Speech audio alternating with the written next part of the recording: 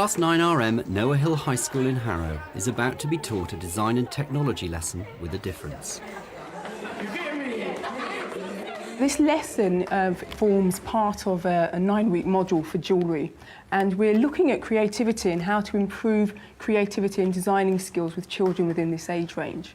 So it's quite a fast-paced lesson using lots of colour images to really spark off their imaginations. Harrow is one of 10 local education authorities that have just completed the Key Stage 3 National Strategy pilot. The aim of the pilot is to encourage teachers to put more emphasis on designing. We're looking at creativity today because when you're designing, it's really quite usual for a lot of you to just come up with tried and tested ideas.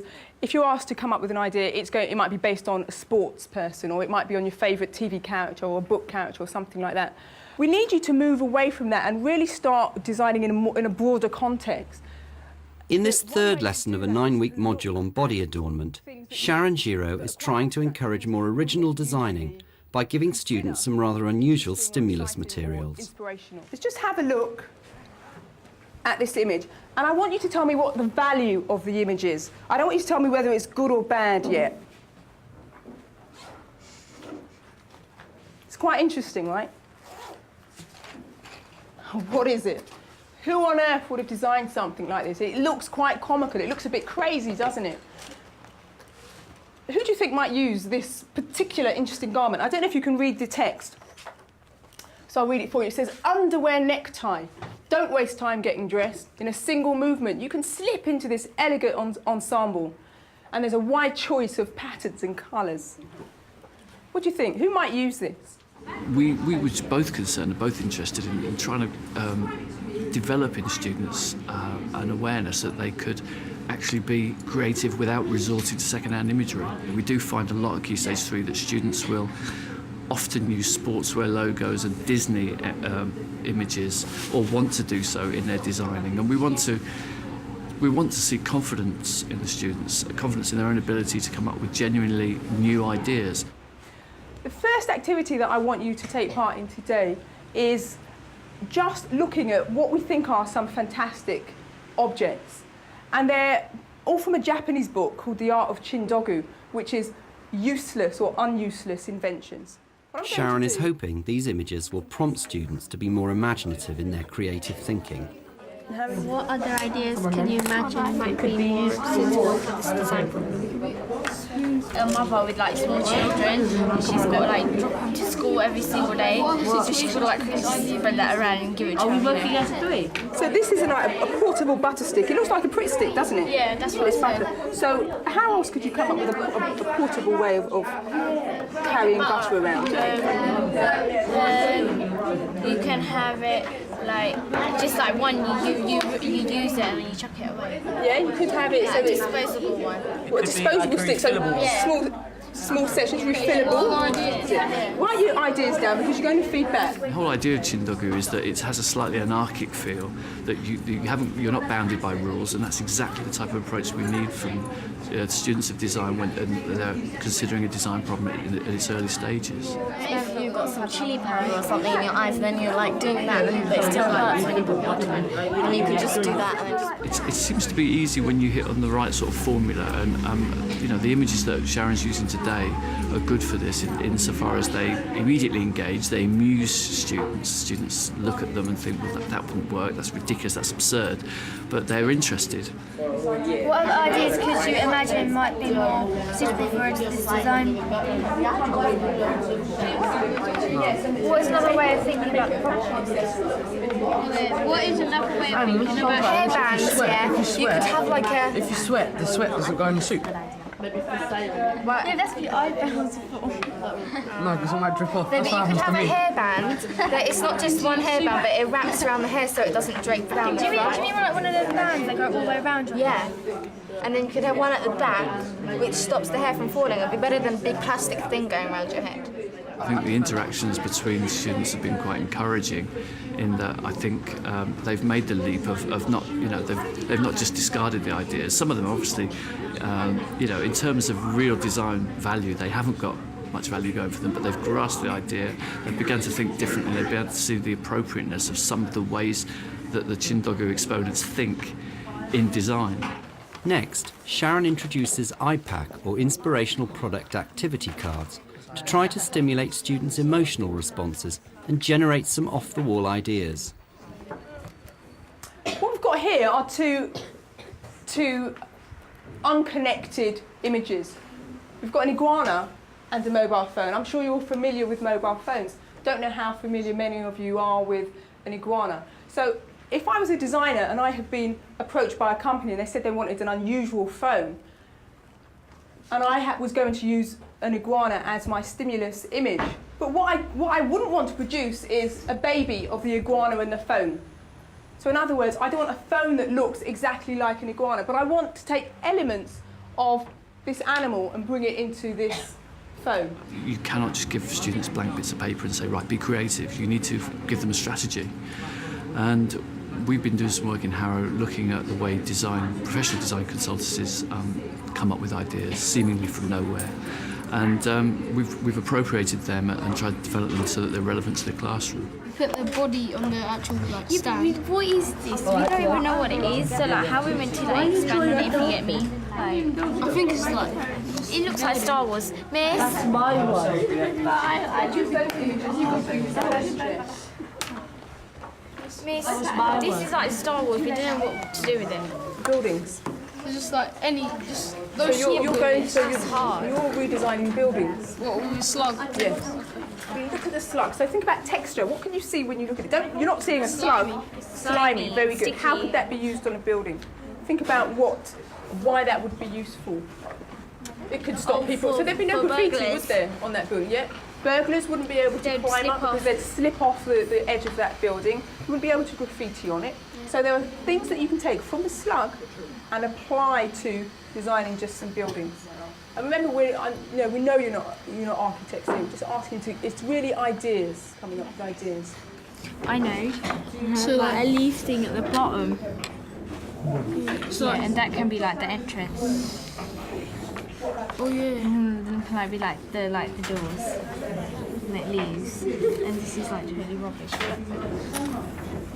And do a leaf pattern on like the door or something. And like there can be like like the thing that can be like emergency doors and stuff. Yeah. The side of the building. I think strategies like this, even though they seem very simple and almost random, is a good way to jolt them into thinking in different ways. And certainly redesigning a product with a random image which seems unconnected can sometimes get them to think in very creative and very divergent ways. Yeah, and you could probably have different views in each window, couldn't you? Yeah.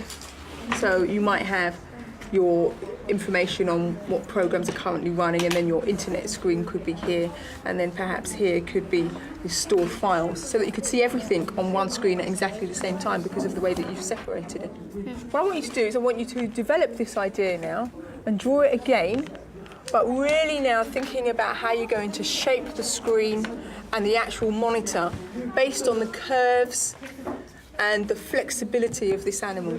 Okay. So you're going to think about transferring these skills to the designing of your jewellery.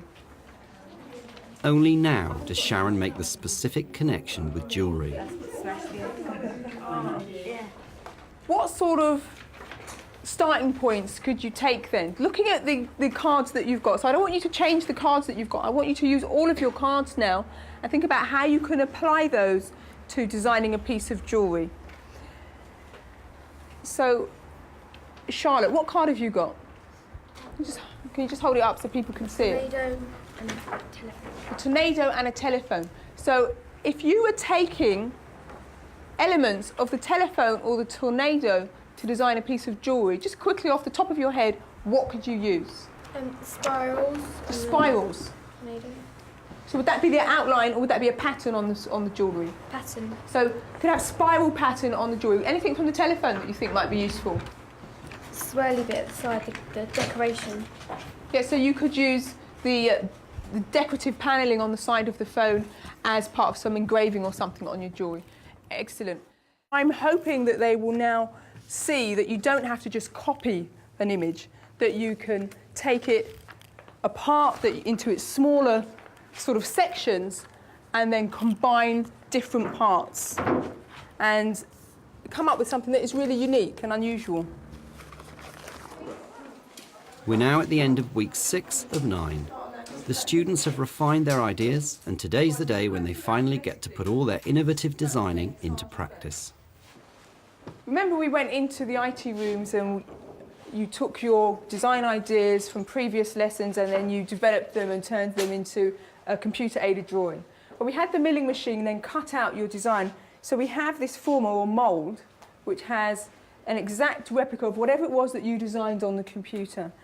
And we're going to then take these and turn them into a pewter cast piece of jewellery for you. I chose an eye for my pewter design as it's to wear off evil, and it's a good sign. And the Wiccan sign is a 5-pointed star, which I incorporated inside the pupil. They've been good because it's encouraged me to try different things and try out different ways of designing and experiment, basically. My design is based on Chinese and Japanese cultural calligraphy, and I've taken extracts from different symbols and put them together to make my own. I think it's given me more imagination, and it helps to use your imagination to make different things. One of the strengths of design and technology is it is a creative subject. It engages with the real world and it means changing the real world. When you try and solve a problem in design technology, it's about what you believe. You get emotionally involved. It's about making that difference and about putting something of you into that solution. And as a result, it's very motivating, and it's something that really builds people's self-esteem when they achieve something and it works. Now I know that I can design these sort of things, as in, because I bring myself down normally. I normally think that I can't design things, but I can. It's just, I stick to the limits, but there are no limits when you're designing, so you can just feel free to do anything, and then it might come out really, really good.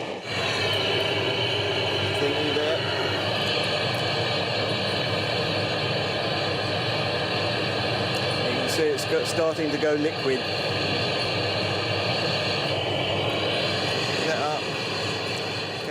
The pilot has now ended, and after successful feedback from the 80 pilot schools, the programme is being rolled out across the country during 2005. Just pop that back there. Turn that off. Former. See that that's filled up with metal. That's very hot, so we can take that out in a couple of minutes. Okay. I think they've all started off with really, well, coming in thinking they were going to make jewellery, and they had quite set ideas, pretty much things they've seen in an Argos catalogue in H. Samuel, and they were going to try and copy something like that. And then as we've gone through, they've really started to look at things more widely and look at the influence of nature and pattern and shape and texture, and try and bring that into their designs, so that what they're producing is something is unique to them. You can, if you just push that out from the top gently. Keep pushing. That's it. There we are. I think it's really good.